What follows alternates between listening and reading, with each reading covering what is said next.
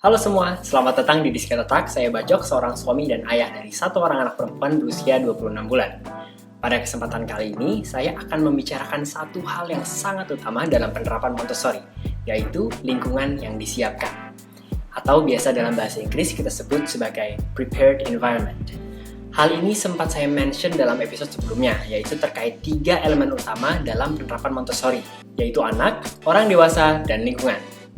Lingkungan dalam penerapan Montessori memiliki andil yang sangat besar, bahkan menjadi titik penentu keberhasilan anak untuk menjadi independen. Ide dari Montessori adalah agar orang tua bisa memprovide freedom and independence sebanyak-banyaknya ke anak. Disinilah peran utama dari lingkungan yang telah disiapkan dengan matang. Jadi tidak perlu 100% kebutuhan anak diberikan oleh orang tua, melainkan dengan cara setup lingkungan yang sedemikian rupa sehingga anak bisa memilih dan menjalankan aktivitasnya secara bebas sesuai kebutuhannya. Secara otomatis, hal tersebut mendukung freedom and independence dari anak kita. Sebagai contoh yang simpel, saat anak haus, mereka bisa mengambil air minum sendiri. Atau saat mereka butuh mencuci tangan, mereka bisa melakukannya sendiri.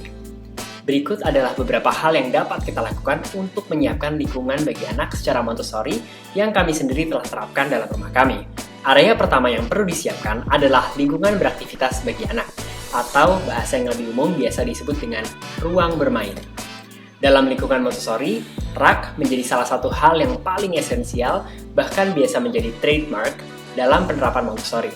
Rak yang digunakan untuk meletakkan berbagai macam aktivitas, atau yang biasa kita sebut dengan mainan, adalah rak yang rendah dan accessible bagi seorang anak. Jadi, anak bisa mengambil sendiri aktivitasnya, melakukan aktivitas dari awal sampai dengan selesai, dan mengembalikannya ke tempat semula. Area berikutnya adalah area lainnya di dalam rumah. Dan ini menurut saya meliputi seluruh area rumah yang bisa diakses oleh anak. Bagaimana kita bisa set up environment bagi seorang anak sehingga anak dapat lebih mandiri dalam bertindak saat melakukan aktivitas sehari-harinya. Bagaimana kita mendesain lokasi rumah yang bersifat child-friendly sehingga orang tua tidak perlu banyak mengarahkan anak, namun bisa sekedar mencontohkan saja, mengawasi, serta mengobservasi. Beberapa contoh konkret yang kami terapkan di rumah kami. Yang pertama, di area masuk rumah misalkan, kita bisa meletakkan alas kaki anak di rak yang paling rendah dan reachable bagi anak, sehingga anak bisa memilih sendiri alas kaki yang hendak ia gunakan. Lalu ada satu kursi khusus yang dedicated untuk tempat anak memakai alas kaki. Bisa juga ditambah dengan gantungan yang posisinya rendah untuk menggantung tas, jaket, atau hal lainnya jika diperlukan. Yang kedua, kita dapat menyiapkan meja dan kursi rendah seukuran dengan anak, sehingga anak dapat secara independen duduk dan beraktivitas di meja dan kursi tersebut. Dapat digunakan juga untuk makan atau snack. Anak menjadi secara independen dapat duduk dan berdiri tanpa bantuan yang signifikan dari orang tua. 3. Meletakkan peralatan makan dan masak di laci yang rendah, sehingga anak dapat mengambil sendiri saat mereka merasa membutuhkannya. Termasuk juga snack serta dispenser yang khusus untuk anak jika ada, dapat diletakkan di tempat-tempat yang accessible bagi anak. 4. Lemari pakaian khusus untuk anak dapat juga diletakkan di lokasi yang rendah, dengan beberapa pilihan yang aman untuk digunakan oleh anak. Hanger kecil dan juga gantungan rendah juga akan mendukung kemandirian anak untuk dapat langsung mengakses sendiri handuk atau pakaian yang akan mereka gunakan. 5. Menyiapkan stepping stools untuk akses ke wastafel. Ada juga beberapa keluarga yang menggunakan wastafel buatan sesuai dengan tinggi badan anak sehingga dapat terjangkau tanpa harus menggunakan tambahan stepping stools. 6. Menyediakan learning tower untuk anak, terutama yang sudah tertarik untuk memasak. Dan contoh-contoh lainnya yang sangat banyak dan dapat diterapkan oleh teman-teman untuk mendukung independensi anak. Selain accessible, salah satu faktor terpenting lainnya adalah keselamatan anak. Hal ini juga sangat krusial untuk memitigasi supervisi yang berlebihan dari orang tua. Dengan demikian, orang tua dapat lebih tenang karena lingkungan telah diset sehingga aman bagi anak untuk bereksplorasi secara penuh. Jika ada perabotan berupa hiasan atau barang pecah belah yang kiranya dapat berpotensi untuk disenggol, dijatuhkan, bahkan dilempar oleh anak, benda-benda tersebut baiknya dipindahkan di tempat yang lebih tinggi dan tidak terjangkau oleh anak. Sehingga orang tua tidak perlu mengingatkan, mengucapkan hati-hati, atau melarang setiap anak berada di dekat benda-benda tersebut. Karena percayalah, hal tersebut cukup mengganggu bagi orang tua maupun bagi anak. Lalu untuk furniture seperti meja atau laci yang kiranya bersudut tajam dan berpotensi melukai anak, akan lebih ideal jika dilapisi dengan pelindung berbahan silikon. Bagi keluarga yang rumahnya memiliki 2 lantai, Orang tua dapat memasang penghalang tangga agar anak tidak naik turun tanpa supervisi orang tua. Dengan memahami hal ini, sebetulnya membuat kita sebagai orang tua menjadi makin intentional dalam membeli barang-barang.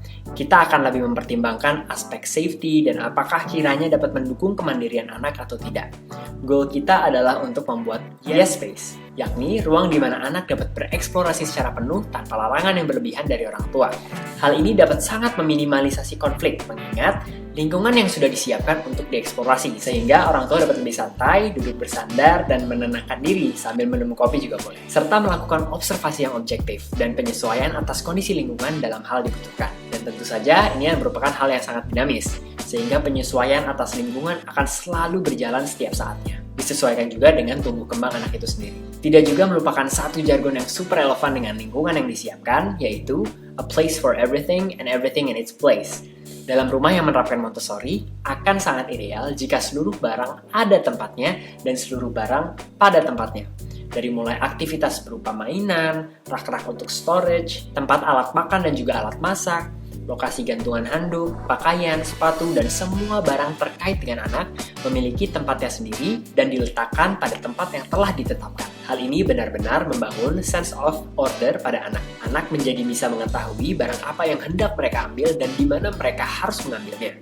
Sehingga kemandirian anak pun menjadi lebih meningkat dengan sendirinya, karena tidak perlu selalu diambilkan oleh orang tua ataupun diberitahukan tempatnya di mana. Dan sungguh, bukan hal yang mustahil untuk melihat anak membawa piring ke dapur setelah makan, merapikan rak sepatu, mengembalikan mainan ke raknya setelah digunakan, dan lain-lainnya. Oh, sebagai catatan, video ini tidak dimaksudkan untuk teman-teman langsung secara impulsif membuka platform e-commerce dan mulai memesan barang-barang yang kiranya diperlukan untuk setup lingkungan yang mendukung anak. Saya pribadi lebih menyarankan untuk memanfaatkan apa yang dimiliki di rumah terlebih dahulu. Cek seluruh sudut ruangan di tempat tinggal teman-teman, dan list apa yang perlu ditambah atau dikurangkan sesuai dengan kebutuhan anak.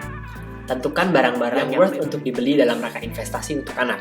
Lalu apakah dengan setup lingkungan maka anak otomatis menjadi mandiri dan bisa melakukan semuanya sendiri? Tentu saja tidak. Mereka juga butuh guidance dari orang tua untuk menunjukkan apa yang harus mereka lakukan di lingkungannya. Mereka juga butuh waktu untuk mengenali dan observasi lingkungannya terlebih dahulu.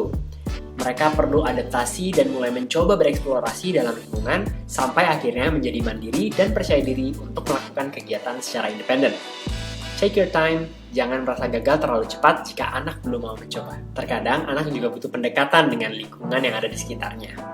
Lalu dari sisi potensi, coba sedikit kita bayangkan dari perspektif anak. Betapa senangnya seorang anak jika bebas masuk ke ruangan dan bebas bereksplorasi. Belajar, mencoba hal-hal baru, berkreasi, dan lain-lain tanpa ada yang melarang, meneriaki, atau bahkan memarahi. Mereka akan dapat lebih mandiri dan independen untuk melakukan kegiatannya sehari-hari. Bagi teman-teman yang merupakan orang tua, saya memahami 100% bagaimana membersamai seorang anak setiap hari bisa menjadi sangat melelahkan, bahkan menguras emosi. Itulah mengapa lingkungan yang disiapkan adalah tools yang sangat brilian untuk memudahkan pekerjaan kita dalam membersamai anak. Supervisi tidak dilakukan sepenuhnya oleh kita sebagai orang tua, karena lingkungan sendiri telah memberikan kebebasan serta limitasi bagi seorang anak untuk menjalankan aktivitasnya setiap hari. Nah, mari kita temukan pattern yang sinergis bagi seluruh anggota keluarga. Disinilah teman-teman titik mulai di mana Montessori di rumah dapat terlaksana. Tenang saja, ini merupakan sebuah perjalanan panjang dan selalu berubah. Tidak terjadi dalam satu malam saja. Untuk lebih detail penerapannya, teman-teman juga dapat melihat berbagai referensi lain yang tersedia di internet. Saya pun berintensi untuk membahasnya lebih detail ke depannya per bagian. Perubahan kecil tetap berarti untuk mendukung kebebasan serta independensi bagi anak. Jangan lupa nikmati proses sehari-harinya ya. Sekian penjelasan saya mengenai lingkungan yang disiapkan. Sampai jumpa di episode Bisket Otak selanjutnya.